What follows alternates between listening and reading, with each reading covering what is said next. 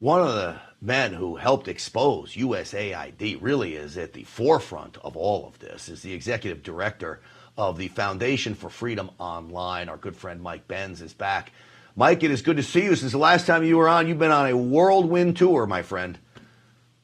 Well, it's an exciting time. Obviously, the Supreme Court decision yesterday that now allows the blocking of funds is a major win for Elon, for the president, and for all the American people to finally begin the process of putting a stop to the madness. All right. You listen to the testimony that I just played there. Literally, USAID funding terror groups that are actively and openly wanting to kill Americans and do.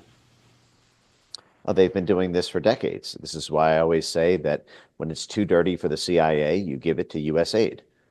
See, the CIA, when they do covert action, when they work with terrorist groups or violent paramilitary groups, and they need to get what's called a presidential finding, a formal approval by the President of the United States for every covert action they initiate. USAID, as an independent agency and not being, formally, technically an intelligence equity, is able to do that unilaterally, which means that they are able to engage in covert operations simply by calling them discrete democracy promotion activities. And so they can do everything that the CIA gets to do, except without having to tell the president about it. This has basically made it a gold mine, a criminal's haven for all manner of CIA or U.S. Special Forces or State Department rogue networks. When they don't think the president will approve of something, to get it done logistically, they can run it through USAID.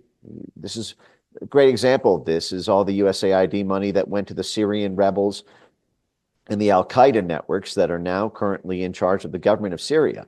Donald Trump wanted to put an end to ISIS. We had a funny situation where the Obama administration was pouring USAID money into the ISIS and Al-Qaeda groups in Syria.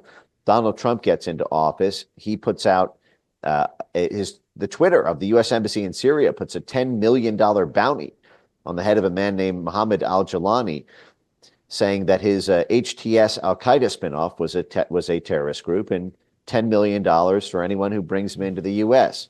Well, if that name sounds familiar, it's because he's currently the head of state in Syria. The Biden administration believed he was geopolitically useful as a battering ram against Bashar al-Assad. Hundreds of millions of dollars flowed from USAID directly into his networks. They overthrew the government of Bashar al-Assad, and he is now technically the closest thing they have to a head of state, head of government. So it went from a $10 million bounty on his head to the recognized head of state with the sanctions removed. And they wouldn't have been able to do that if through the CIA, because the CIA would have had to have gotten a presidential finding to do the very thing that the State Department said they were doing the opposite of. So that leaves you with USAID as basically the main get out of all executive oversight free organ. I can go on and on for decades about that. Right. But the fact is basically every major terrorist group has been funded through this process. All right. So clearly the orchestrators of all this know the scheme. I don't even want to call it a loophole because I think it's a criminal enterprise is what they were doing, specifically on the American taxpayer.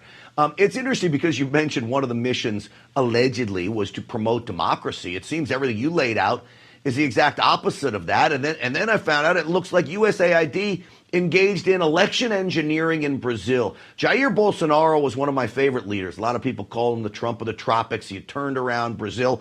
Listen to this testimony about the U.S. sinking his campaign. And by the way, Brazil did everything to Bolsonaro that the corrupt DOJ did to Trump here in America. Where do you think they were getting their cues from? USAID. Watch this. Mr. Primarak, can you offer any insight into these allegations or at least comment on whether the U.S. should play a role in toppling democratic processes around the world? I think what we saw was USAID weaponized by the Biden administration and by Samantha Power to attack any party that was conservative. It just didn't happen in Brazil. It also happened, for instance, in very pro-America, Poland and Hungary as well. Mike Benz, how dare these Democrats crow about Russian election interference and all of this nonsense when they were orchestrating the same thing in other nations? Well, it's funny you bring that up. James Woolsey, just in 2017, when he was speaking to I believe it was Megyn Kelly on Fox, or one of the main anchors, when the Russiagate hysteria was at its apex. The former CIA director, James Woolsey, appeared on Fox News to rail against Russian interference. And the question came back to him, well, the CIA has been accused of doing something similar. We don't do that anymore, right?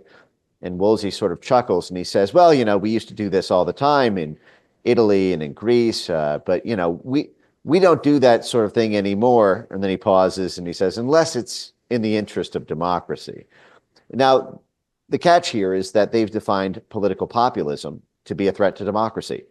That's why that word, democracy, democracy, democracy, has been puppeteered into the heads. It's been mind parasited into the heads of the population in order to popularize the idea that populism is a threat to democracy. So therefore, you get to use the covert action powers of the Central Intelligence Agency, the statecraft powers of the U.S. State Department, and the financial money gun of USAID to overturn any election, to topple any regime that is deemed to be a Trump ally or deemed to be too sovereign or looking out for its own people a little bit too much, because populism is a threat to democratic institutions.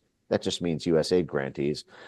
And then because of that, you get to call basically their entire government illegitimate in the same way that we used to reserve that for communist states or for terrorist states. Now it's populist states. And the Trump administration has a long road to hoe, I should say, in reorienting all of U.S. statecraft in order to put an end to that corrupt practice.